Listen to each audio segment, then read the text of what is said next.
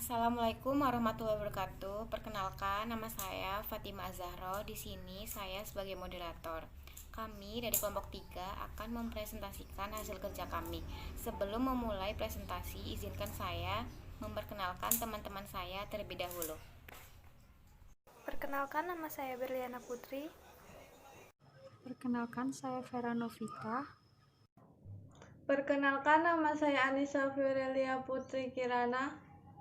Perkenalkan, nama saya Putri Ayu Prihatini. Pengertian karya ilmiah.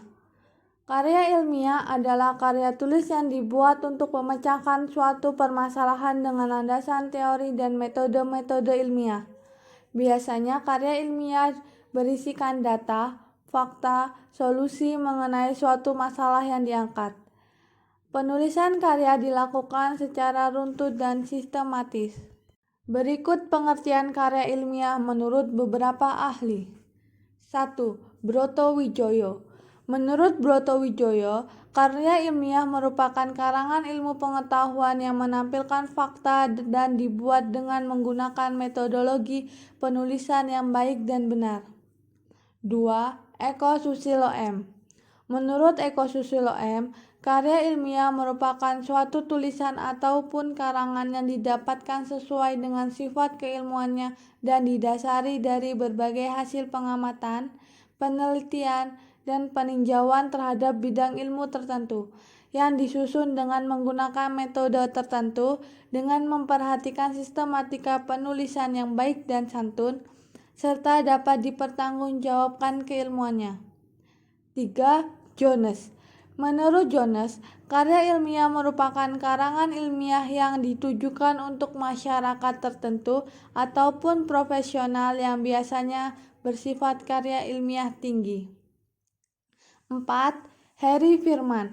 Menurut Harry Firman, karya ilmiah merupakan laporan berupa tulisan yang dipublikasikan ataupun dipaparkan dari hasil pengkajian ataupun penelitian yang pernah dilakukan, yang dalam penulisannya memperhatikan kaidah dan etika keilmuan yang berlaku di masyarakat.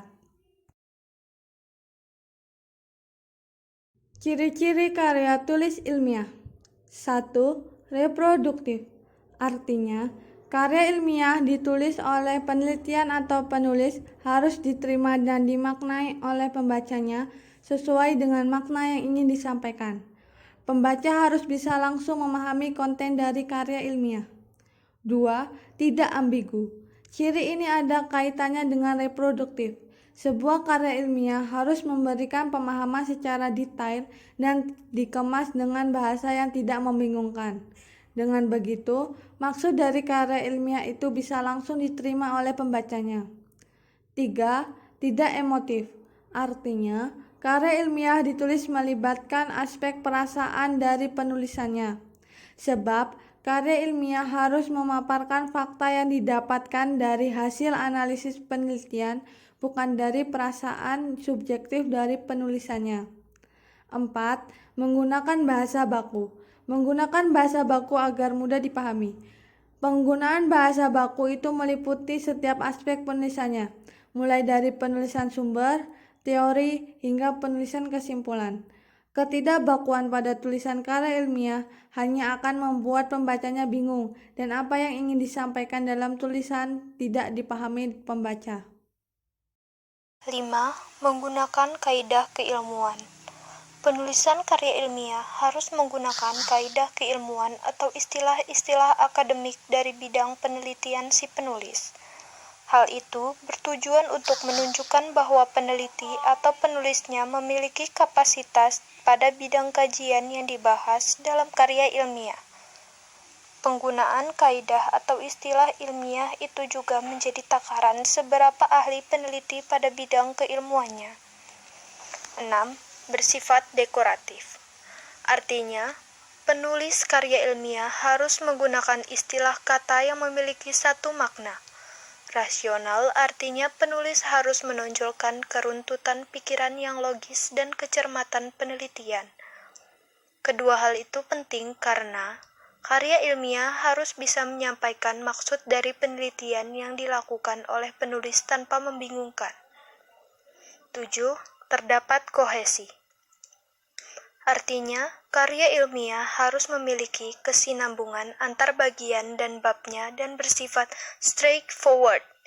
Maksudnya, ialah tidak bertele-tele atau tepat sasaran. Sebuah karya ilmiah, setiap bagian atau babnya harus memiliki alur logika yang saling bersambung. Selain itu, penyampaian harus tepat sasaran dengan apa yang ingin disampaikan. 8. Bersifat objektif. Karya ilmiah harus bersifat objektif. Hal ini sangat penting karena karya ilmiah tidak dibuat berdasarkan perasaan penulisnya. Karya ilmiah harus menunjukkan fakta-fakta dan data-data kecondongan subjektivitas. 9. Menggunakan kalimat efektif. Penulisan karya ilmiah harus bersikap efektif. Tujuan penggunaan kalimat dalam karya ilmiah agar pembaca tidak dipusingkan dengan penggunaan kalimat yang berputar-putar.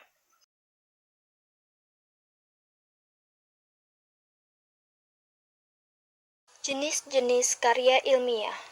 Beberapa jenis karya ilmiah yang paling banyak diterbitkan oleh manusia yaitu 1. Makalah.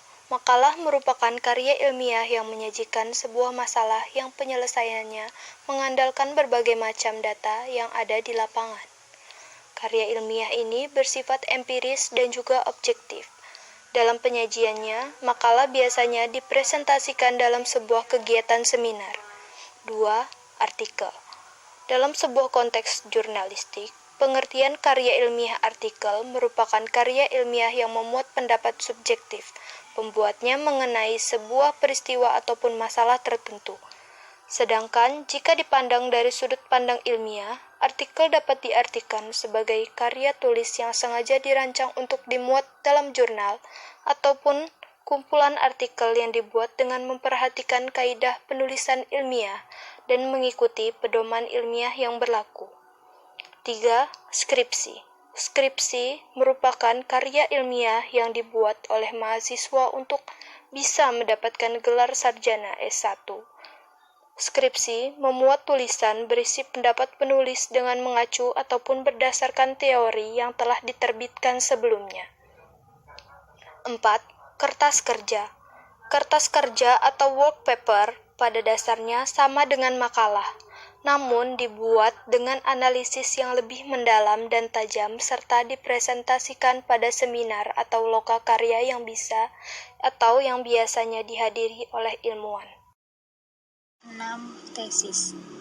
Tesis merupakan karya ilmiah mahasiswa untuk menyelesaikan program studi S2 atau pasca sarjana yang bersifat lebih mendalam dibandingkan dengan skripsi.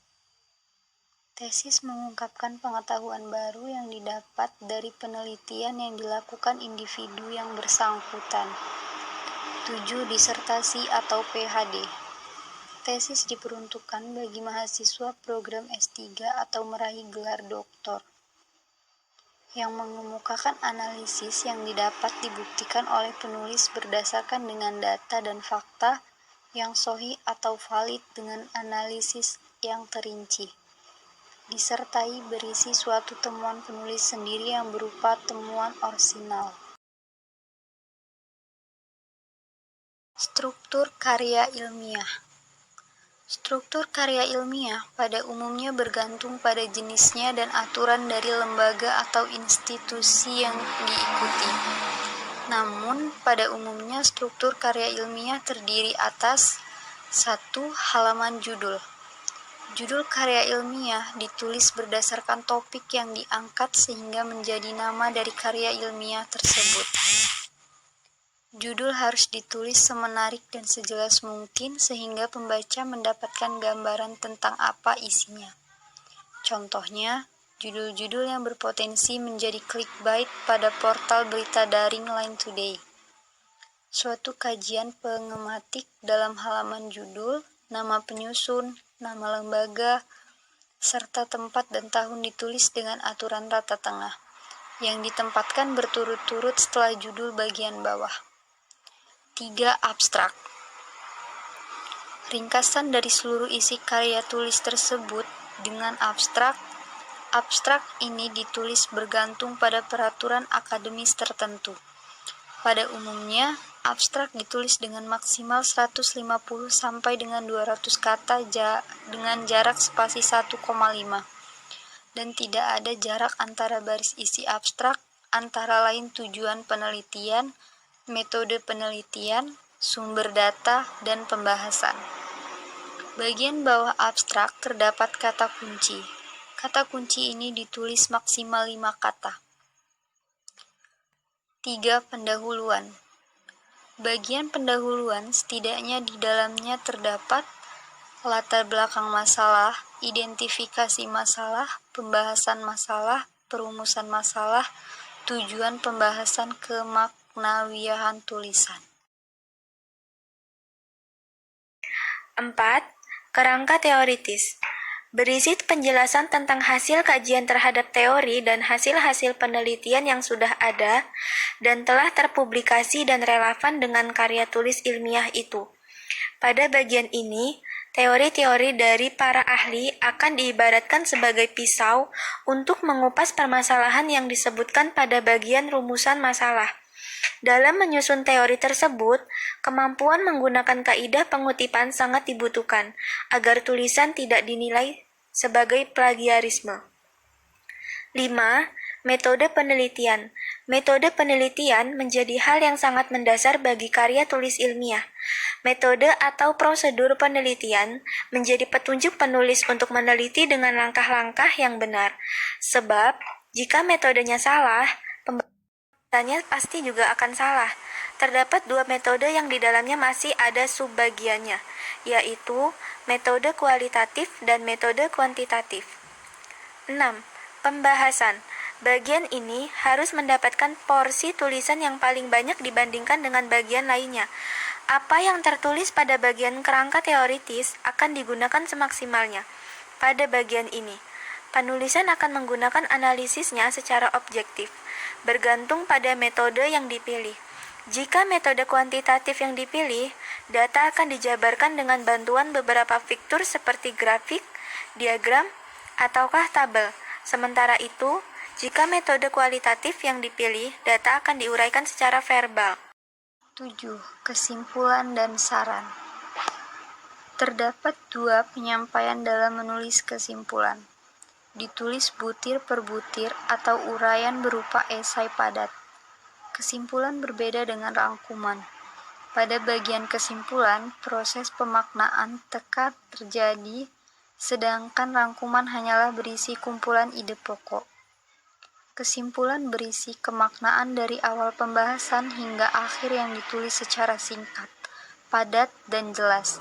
Pada umumnya, bagian ini juga menyajikan saran dan rekomendasi.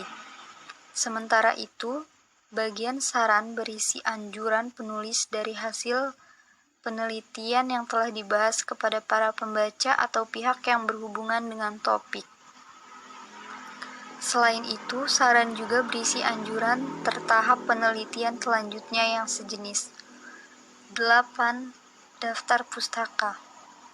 Karya tulis ilmiah wajib menyertakan sumber karena jika tidak akan dianggap sebagai plagiat. Penulis daftar pustaka membutuhkan waktu yang tidak sebentar dan penelitian mendalam dan bergantung pada format. Terdapat 2 format penulisan daftar pustaka yang paling terkenal. Format APA dan MLA. Contoh format MLA, Sukatji Soetarlina. Menyusun dan mengevaluasi laporan penelitian. Jakarta, UI Press 2000. Contoh format APA, Sukatji S2000, menyusun dan mengevaluasi laporan penelitian. Jakarta, UI Press. Dalam beberapa lomba karya tulis ilmiah, hal pertama yang dicek adalah daftar pustaka. Jika terjadi kesalahan, tidak akan dibaca, yang artinya terdiskualifikasi. Sekian presentasi dari kelompok kami. Jika ada banyak kesalahan, kami mohon maaf. Wabillahi taufiq wal hidayah. Wassalamualaikum warahmatullahi wabarakatuh.